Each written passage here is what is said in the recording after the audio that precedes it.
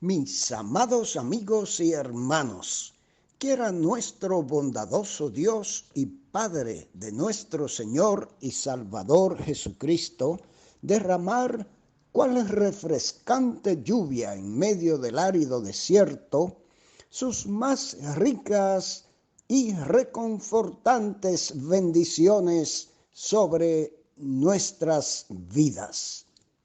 Reciban nuestra afable gratitud por la gran fidelidad en compartir con nosotros estos breves minutos de saludable alimento para el alma, rica nutrición para la mente y fresco refrigerio para el espíritu.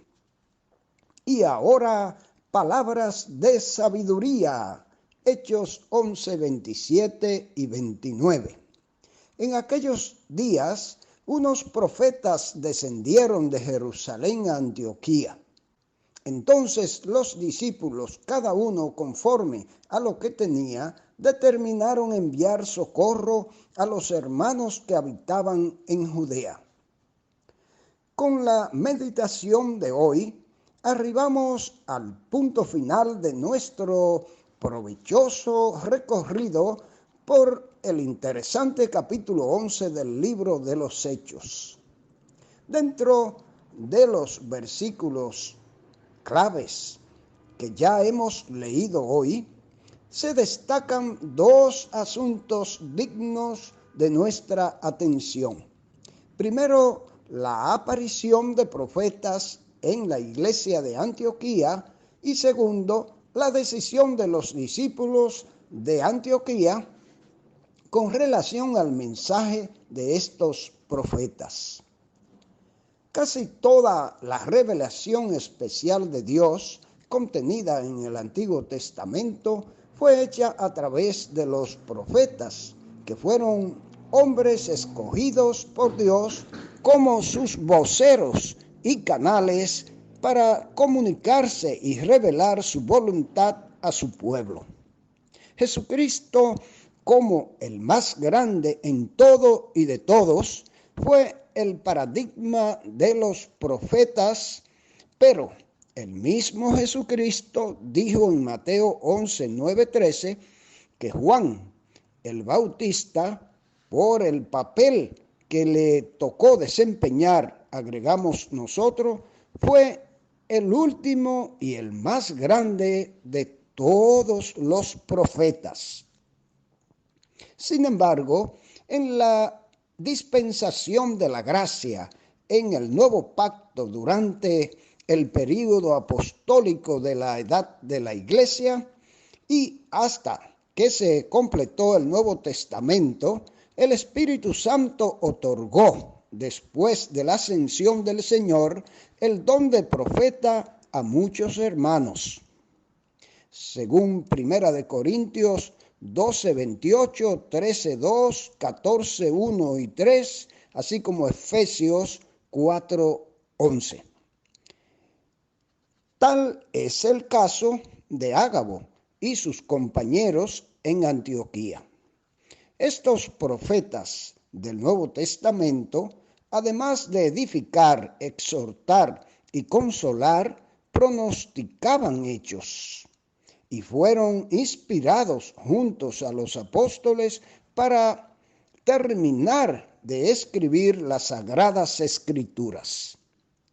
Pero mucho cuidado, mis amados oyentes y amigos, con todos los falsos profetas y profetisas que en busca de notoriedad y lucros se autoproclaman como tal y lo autoproclaman además sin el respaldo del Señor ni de la autoridad bíblica, que es la que nos ha revelado y revela todo lo que debemos saber de Dios y de sus propósitos y además del futuro.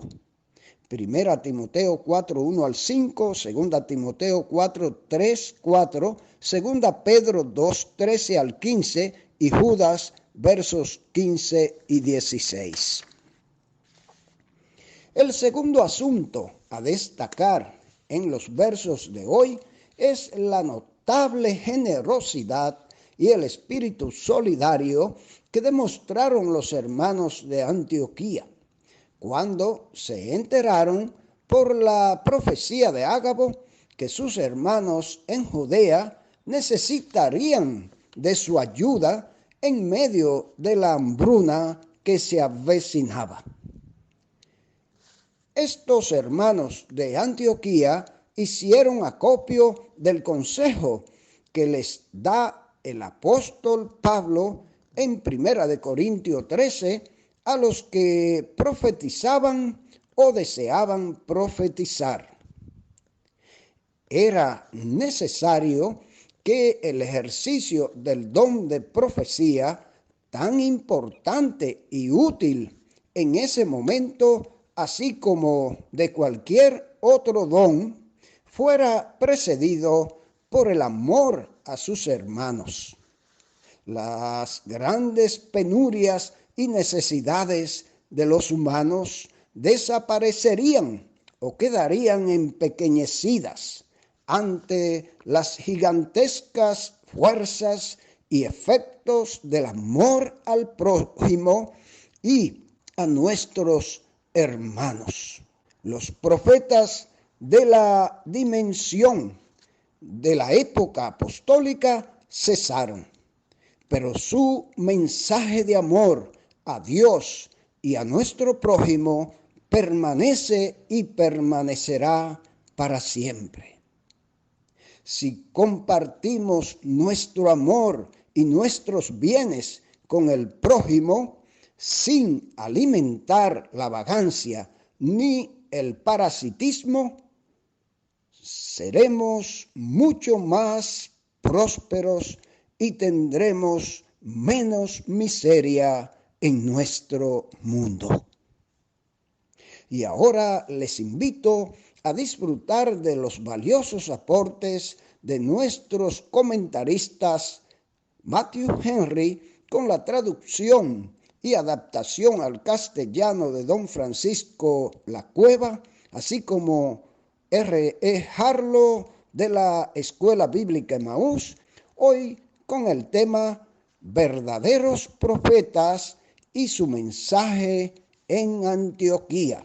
Hechos 11, 27 al 30. La visita que ciertos profetas hicieron a Antioquía para mostrar así que el Cristo ascendido había dado a su iglesia no solo apóstoles y evangelistas, sino también profetas que vinieron allí desde Jerusalén, la que tan mala fama había adquirido de matar a los profetas.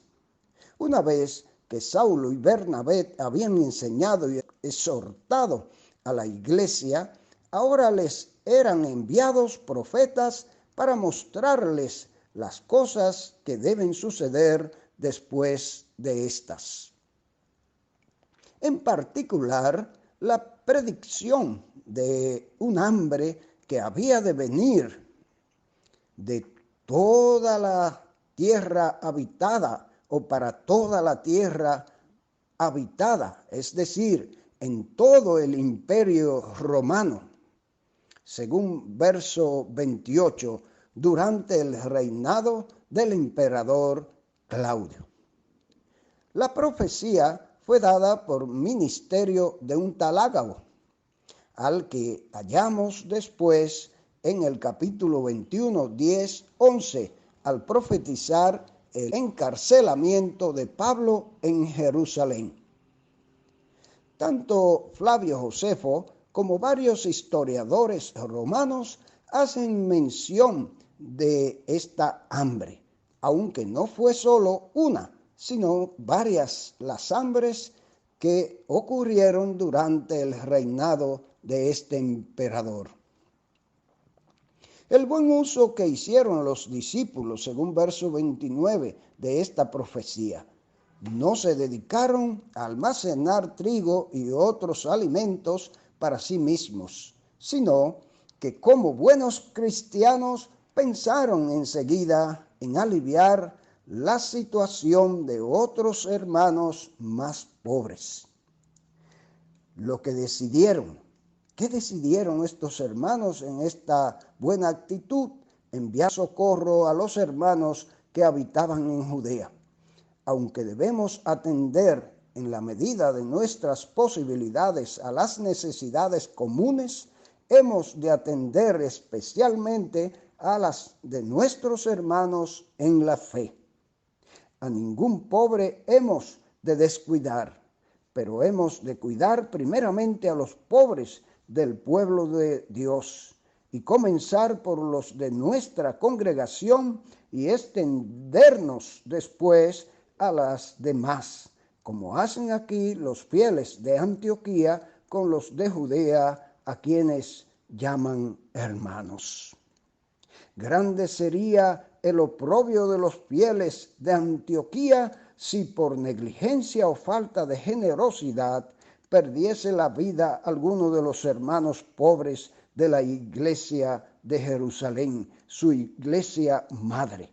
Tomaron pues una decisión muy prudente al hacer colecta de antemano, cada uno conforme a los bienes de que disponía, sin esperar a que ocurriese el hambre, pues podría ser demasiado tarde. ¿Qué hicieron estos hermanos? De inmediato fueron diligentes en poner por obra lo que habían determinado. No se limitaron a deliberar, sino que se pusieron a actuar. Hay muchas resoluciones que se quedan en nada, en el papel, por falta de esfuerzo necesario para que se pongan por obra.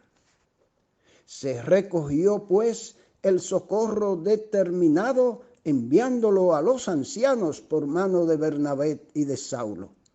No se rebajan los ministros de Dios por servir de emisario o mensajeros de la iglesia en obras de caridad.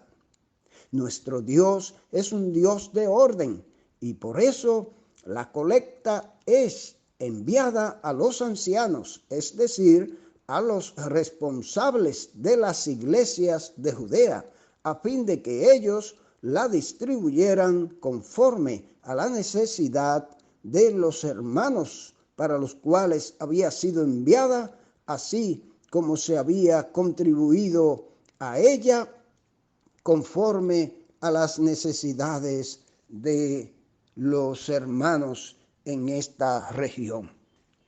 Harlow nos dice, nos agrega, entonces bajaron desde Jerusalén unos profetas, entre los cuales estaba Ágabo, que anunció que sobrevendría el hambre, por lo que los discípulos decidieron enviar algún dinero para ayudar a los santos en Jerusalén. Escogieron a Saulo y a Bernabé para llevar el dinero a los ancianos de esta iglesia. Antes vimos cómo el amor hacia los demás hermanos es una señal del nuevo nacimiento. Como estas personas habían recibido ayuda espiritual de los santos de Jerusalén, ahora querían ayudarles materialmente. ¿Qué ejemplo nos han dado los hermanos de Antioquía? Ojalá que nosotros podamos imitarlo, que estemos atentos a las necesidades de nuestros hermanos en diferentes partes del mundo. Pero primero siempre atender los de casa, como nos enseña el Señor. Que Dios ilumine nuestras mentes y guíe nuestros corazones y pensamientos para que seamos más generosos y estemos dispuestos a ayudarnos los unos a los otros y mostrar así el amor de Cristo. Dios pues nos bendiga y nos ayude a hacerlo.